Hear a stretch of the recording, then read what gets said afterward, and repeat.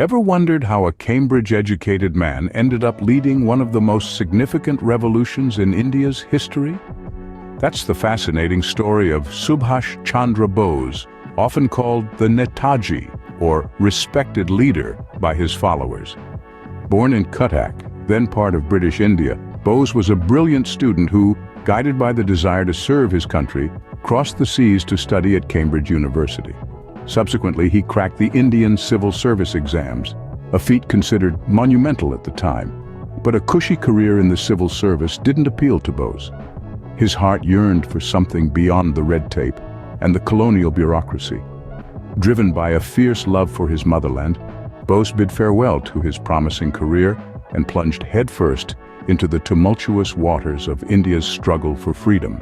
From the comforts of Cambridge to the harsh realities of a revolution, such was the journey of this enigmatic man. So what made him part ways from the mainstream Indian National Congress? Well, Subhash Chandra Bose had a vision of freedom that was quite distinct from the Congress leadership. While they sought dominion status and constitutional methods, Bose had an unyielding belief in complete, immediate independence. He had a revolutionary spirit and wasn't afraid to challenge the status quo. His philosophy? Freedom by any means necessary, including armed struggle. Bose was a man of action, and his dynamic approach often clashed with the more passive stance of the Congress. He felt the urgency of the Indian independence movement, and believed that waiting for the British to grant freedom was not a viable option. This ideological rift eventually led to his resignation from the Congress presidency in 1939. In his quest for freedom, Bose chose a different path, a path less traveled by his contemporaries. He was the rebel within, a visionary who dared to dream and dared to act. What if I told you Bose was once the leader of a free Indian government? Indeed, this isn't a fictional tale, but a forgotten chapter of history. In the year 1943, Subhash Chandra Bose established the Provisional Government of Free India right in the heart of Singapore. This government, although in exile, symbolized a free India operating independently outside British rule. It was a testament to Bose's indomitable spirit and unyielding quest for freedom. Yes, Bose did manage to create a free India, albeit in exile. But what happened to Bose after 1945? Does anyone really know?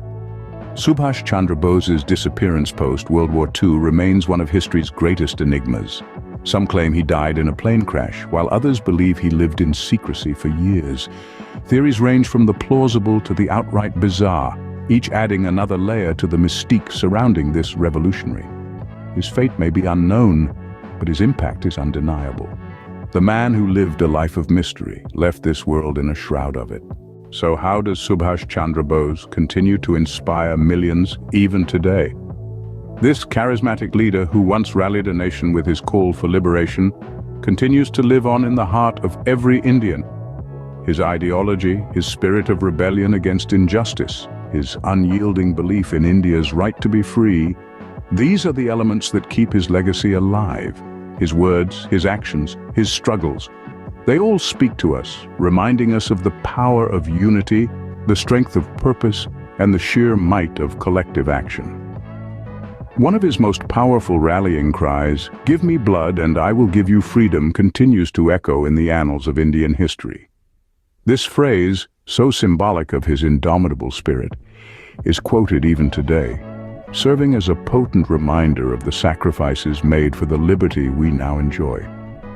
His legacy lives on, not just in textbooks or monuments, but in the spirit of every Indian who believes in the power of freedom and the strength of unity. Subscribe for more because you won't find me later.